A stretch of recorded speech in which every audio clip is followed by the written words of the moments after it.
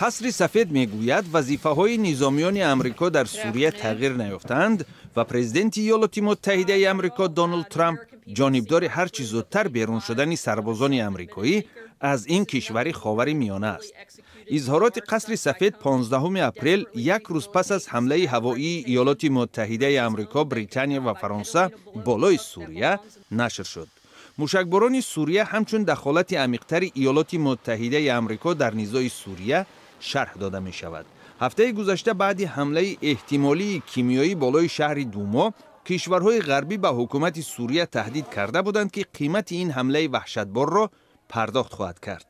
پیش از اظهارات سخنگوی قصر سفید درباره خروج زودرس سربازان آمریکایی از سوریه، سفیر ایالات متحده آمریکا در سازمان ملل نیکی هیلی گفت که آمریکا به همین زودی‌ها از سوریه خارج نمی شود، زیرا به اصطلاح میسیه اجرا نشده است. سه وظیفه در پیش است. اولا، طور پرزیدنت واضح ابراز داشت ما با استفاده سلاح کیمیایی در یگان گوشه عالم اجازت نمیدهیم. در این زمینه هر کاری که برای حفظ امنیت آمریکا ضرور است ما اجرا خواهیم کرد. ثانیاً باید درک کرد که گروه داعش باید کاملا محو کرده شود. در این جبهه ما پیشرفتی عالی به دست آوردیم، ولی ما زمان توقف میکنیم که منطقه از داعش کاملا آزاد باشد.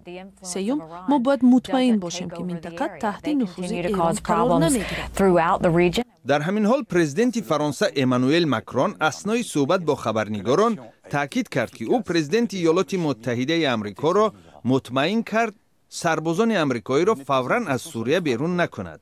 به قول ماکرون 10 روز پیش ترامپ می‌خواست نیروهای آمریکایی را از سوریه برآورد، ولی متفقان عزم او را تغییر دادند.